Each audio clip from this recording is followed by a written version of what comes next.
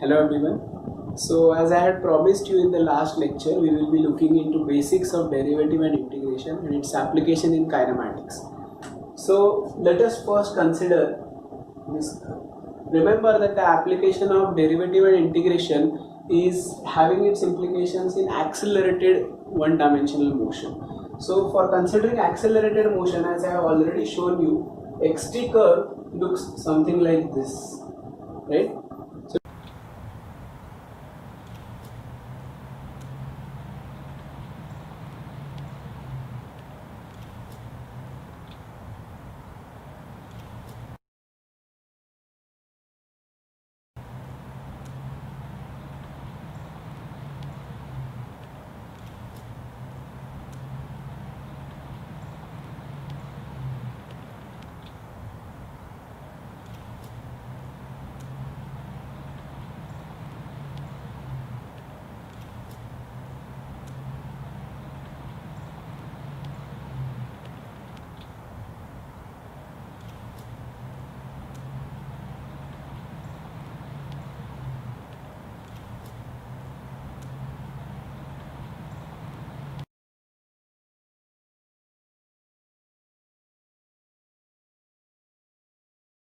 So it's not a straight line, it's a curve. Now in xt curve, your position, let us changes from t1 to t2, or rather your time changes from t1 to t2, and your position, it changes from x1 to x2, right? We have seen this kind of curve, and we have also seen its interpretation while we were defining our average velocity, right? So how is average velocity defined?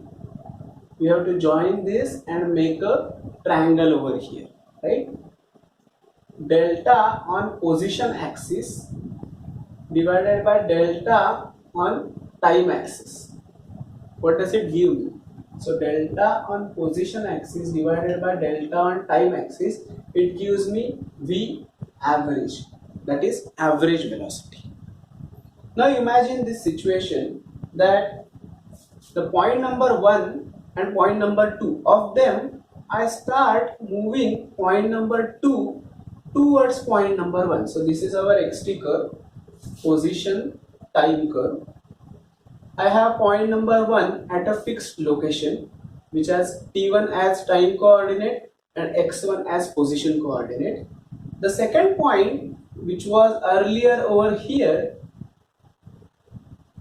I start moving it towards point t1, that is leftward. So basically what is happening is the second time instant, that is first time instant is the time where the motion starts, second time instant is the time where the motion ends. So the time difference between start of the motion and end of the motion, we are making it smaller and smaller. So your motion start and motion end, we are bringing them closer. Basically, we are going to analyze a shorter and shorter time interval.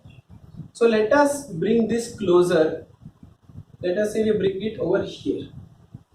Now this is our new T2.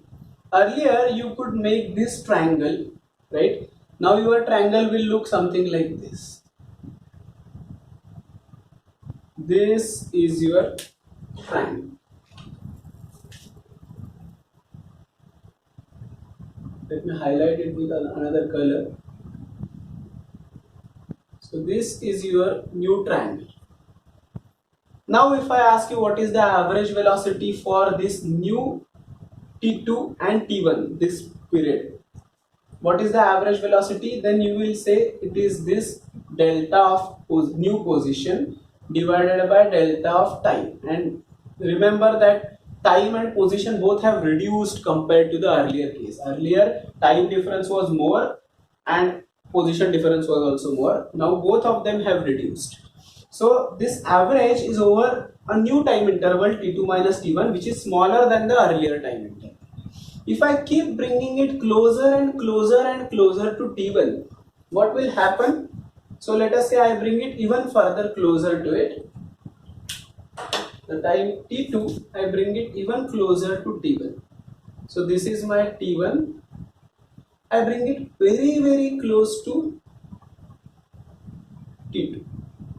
this is T1, this is T2, this is x1, this is x2. Now your triangle will almost, its hypotenuse of the triangle will almost coincide with the curve itself, right? If I still keep bringing it closer and closer and closer in such a way that T2 almost coincides with T1, then what will happen? For example, this is our first point and this is my second point. They are almost close to each other. What will happen? The line that joins these two will be a tangent to the curve at that point. So what am I doing here? I am making this time delta t, which is the difference between, what is delta t? It is T2 minus T1. What am I doing? I am making T2 smaller and smaller. T2 I am shifting it leftward, so I am making it smaller. What will happen because of that? Delta t will start shrinking. It will become smaller, smaller, smaller. So what am I doing? I am trying to make this delta t smaller and smaller and smaller. So what did we have here? Delta x by delta t, but I am making delta t very, very small. Standard notation for doing that, for doing what? For making delta t smaller and smaller, this is the standard notation. It is read as limit as delta t tends to 0. That means limit, you have to reduce delta t to such a limit that it reduces to very, very, very small value. In scientific terms, it is called as infinitesimally small value.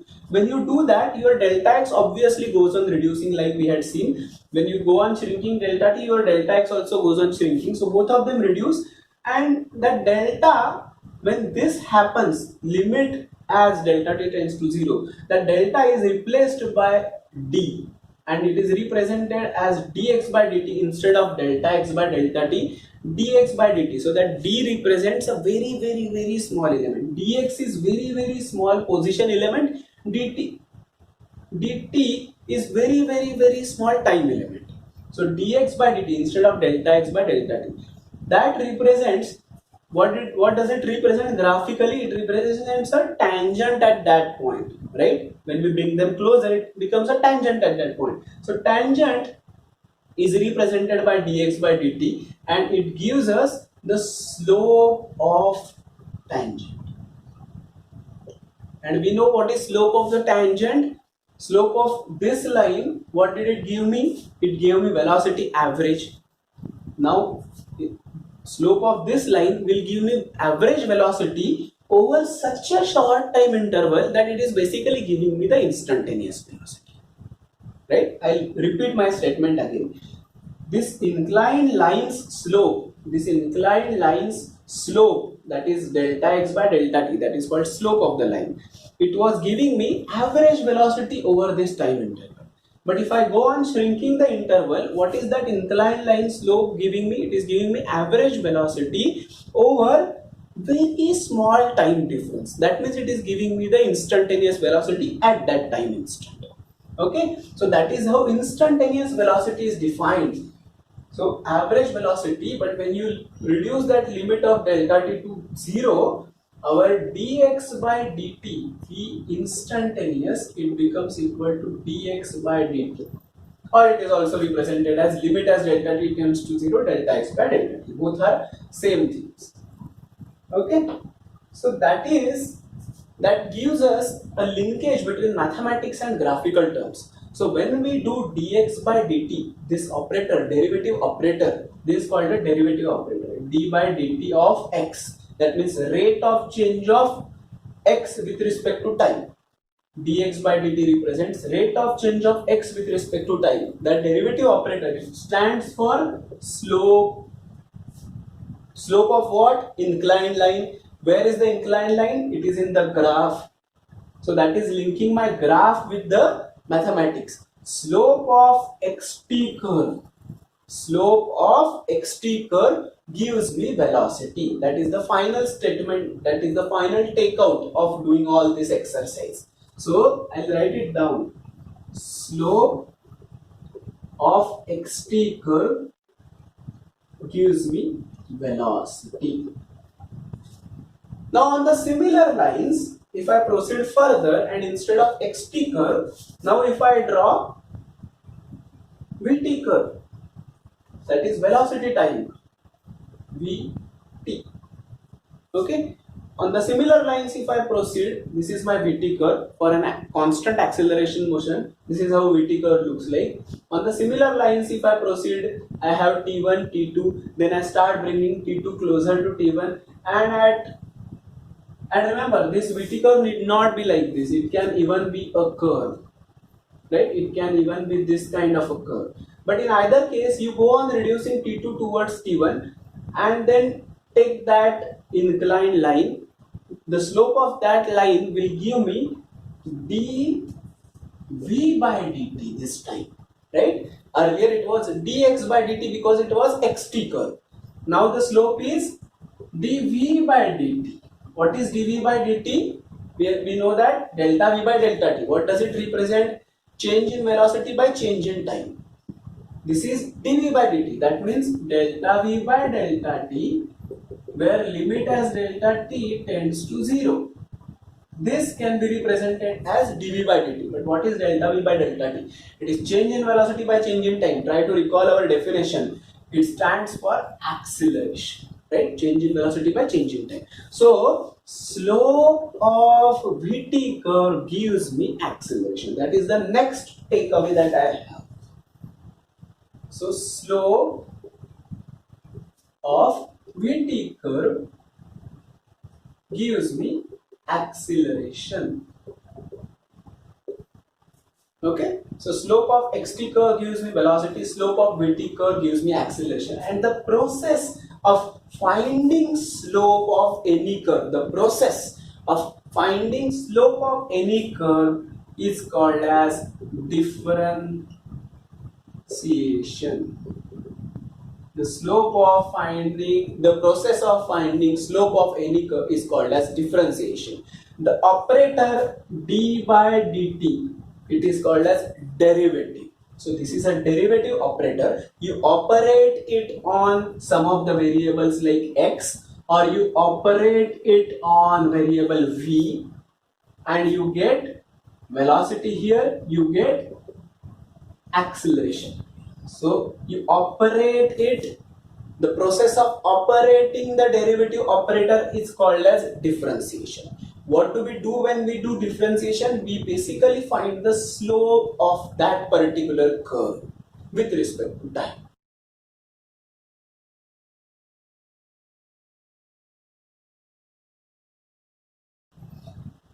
And that is how there is a linkage between your mathematics and the graph and the kinematics. Now this is all that you should know at this level about differentiation. There is so much more into the differentiation, but we will not look at least from the physics point of view, we will not look into it. Your mathematics teacher will teach you all about differentiation. Now going to the next point, which is integration. Okay, so integration, what is the common meaning of integration? To integrate things, right? If there are so many things scattered all around your room, in mathematical terms, somebody will tell you, a layman will come to you and he will say gather all the things, right? But in mathematical terms, we say integrate all the things. That means clubbing everything together. So integration basically is summing up things. Okay, but how do we sum them up? There is some elegant way of summing up things. Again, consider our curve. For example, Vt curve. And as I already told you, Vt curve need not look like an inclined line. It can look like a curve. So let us say that this is our generalized Vt curve. Now, these are the two time instances that I have. First time instance is t1, the second time instance is t2. The velocities at those time instances are v2 and v1. That means at t1 it is v1, at t2 it is v2. Okay. Now I want to find the area that is covered under this curve. I want to find this shaded portions area. I'll tell you why do I want to do it. But let us say I want to find that area. How will I find it? Had it been an inclined line, it would have been easy because it would look like a trapezoidal shape, like this. but it is not an inclined line in this case, it is a curve. So you cannot use the formula that you use for finding the area of a trapezoid. This particular case we have a curve, so there is a particular process of finding the area under a curve. The process of finding area under a curve is called as integration. The process of finding the slope of a curve is called as differentiation, the previous one. The slope of finding the area under the curve is called as integration. So let us see how that process goes. So I'll just remove this shaded portion and restore our curve. This is how the curve looks like. These are the points T1 and T2. I want to find the area that is under the curve. So let us take a small strip here. This shaded strip, you consider that strip. What is the location of the strip on x-axis, that is on time axis? What is the location? Let us say the location is somewhere T. T is between T1 and T2. That is our location of the strip. Now, what is the height of the strip? It is some generalized value between V1 and V2. Let us say it is V. Okay, so your height of the strip is V. Your location of the strip, that means from 0 point, from 0, 0 point, its distance is T. This distance is T. This distance is T1. The last distance is T2. So this is T2, this is T1, and our strip is somewhere in between T1 and T2 at location T. What is the thickness of that strip? Now, every strip, if I draw a strip, it will have a thickness, right? But this time, the strip that I have drawn is so elegant that its two ends on the x-axis, they are very close to each other. Like I had used the word infinitesimally small. So the strip's thickness is infinitesimally small. What is the mathematical symbol for denoting infinitesimally small things? dt. So I'll just magnify this strip here. We have a strip which is infinitesimally small in thickness and having a height equal to v. Okay. Now, if the strip is very small, we can approximate the strip with a rectangle, ignoring that there is a small inclined or curved portion to it. Because the strip is very small, the amount of error that we will introduce by approximating this strip as a rectangle would be very small. See how small the error would be. If I approximate it with a rectangle, this is the portion that I will be missing out, which is very small, because the strip is, in reality the strip is not as big as it looks. It is very small strip. So the triangle that you will be missing out will be very small. Let us assume that the strip is a rectangle. Then what is its area? Area of the rectangle. So area of strip is equal to length into breadth. So V into dt. Right? As simple as that. Length into breadth or width. So V into dt. That is our area of the strip. Now this strip can move all over this curve. Right? The strip can be here. The strip can be here. Corresponding to its location, its height will go on changing, right? So its height changes from V1, goes on increasing, and it increases as max as V2. So our strip can sweep the entire area. Our strip can sweep out the entire area under this curve. When it does that, we have so many strips in there, right? So our entire area gets split into so many small strips. Now the question comes, if I want the total area under the curve, what should you do? We should gather all the areas of the strips, and this process of gathering the areas is called as summation. But summation is the word that we use when we gather a finite number of things. Like you have some 10 things scattered all around the room. We say that you sum all them up, right? Or you gather all them up. But how many strips do you have here? Each strip's thickness is very small. So very small thickness. How many strips will you have? You will have huge number of strips. mathematical term for huge is infinite. So you will have infinite number of infinitesimally small strips. See how the wording goes, like you have infinite number of infinitesimally small strips. How do you gather them up? Because they are infinite in number, there is a mathematical process for that. The process of gathering the areas of infinite number of infinitesimally small strips is called as integration.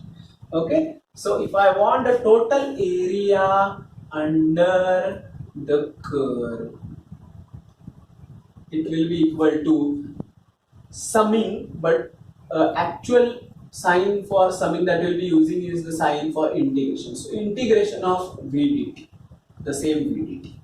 Okay, so integration of VDT is our area under the curve. Now look at what that VDT stands for. We know that our V is equal to dx by dt. We have already seen this. V velocity is change in position by change in time. Now just bring the dt on the other side. V dt is equal to dx. So what are you summing up? You are summing up basically all the positions. You are summing up VDTs, that means you are summing up all the positions. You are finding the net change in the position. This is a small change in the position, dx. You are summing up, that means you are integrating all small changes in the position that happen between time instant t1 and t2. What will it give you? It will give you the net change in the position. So this is going to give you delta x, that is the net change in the position. So what is the first takeaway of all this discussion? The first takeaway of all this discussion is area under the curve, area under VT curve. So area under VT curve is equal to integration of VDT, and it gives me change in the position, right? Now area under AT curve, if we go on the similar lines, I am not going to explain that once again, but area under AT curve will give me integration of ADT, and that will give me change in the velocity.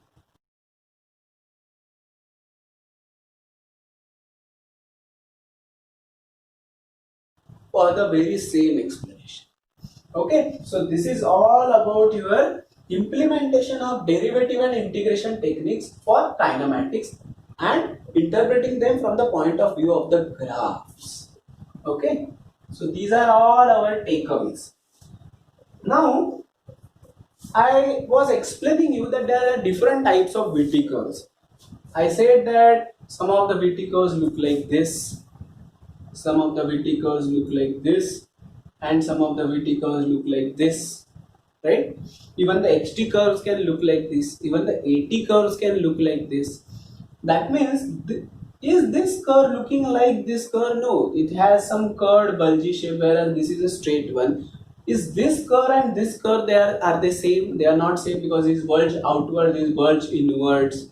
So every curve's nature is different, right? And how is that nature defined? As you learn mathematics, more and more mathematics, you will know that every curve has its own governing equation.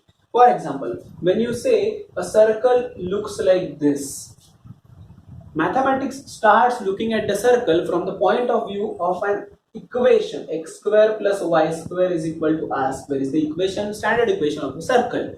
That means this curve, mathematics does not look at it as a curve, it in fact looks at it as an equation. Every curve has its own equation. Even a simple straight line will have its own equation. A parabola and a hyperbola, all these kinds of curves, they will have their own equations. Okay, so these equations, they have something called as degree of the equation. Okay, and what is the meaning of the degree of the equation? Degree stands for the highest power of x in the equation. Degree stands for the highest power of x in the equation. For example, an equation of a straight line looks something like this: y is equal to mx plus c. You will slowly know what that equation stands for. What is m, what is c, what is y, what is x. So equation of straight line is y is equal to mx plus c. What is the highest power of x in the equation? Is there any x with c? No, there is no x. So it is as good as x raised to 0. Here we have x raised to 1. Is there any x here? No. So what is the highest power of x? It is 1. That means the degree of this curve is 1. Okay. What is the equation of a parabola? You don't know that. So let me tell you. Y is equal to ax square. What is the highest degree of x in this? It is 2. So this is a curve that has degree 2. Okay, there will be cubic curves, there will be quartic curves. Cubic is the degree 3, quartic is the degree 4, and there are higher degree curves as well. But for our physics point of view, we just need curves of degree 1 and degree 2. And yes, of course, there is a curve of degree 0. Okay, so degree 0 would mean there is no x term, right? So it is like y is equal to constant. How does the y is equal to constant look like? It is a straight line that is parallel to x-axis. Y is equal to constant. So it's a straight line that is parallel to x-axis. This is y is equal to constant line. How does the inclined line y is equal to mx plus c look like? It looks like this. Y is equal to mx plus c. How does the parabola y is equal to ax square look like? It looks like this. Y is equal to ax square. Okay, so these are the three curves that we will be needing in physics. One is straight line which is horizontal. It is called degree 0 curve. Y is equal to constant value. C stands for constant. So y is equal to constant value. Degree 1 curve which is an inclined line. Y is equal to constant into x plus constant and x raised to 0. So it's nothing. It's just 1. So y is equal to constant into x plus constant, and the third curve that we will be needing is y is equal to constant into x power 2. So that is a parabola. These three curves we will be needing in physics, and these are their degrees. So moving ahead, why did I tell you all this? Because when you do operations on these curves, their degree changes.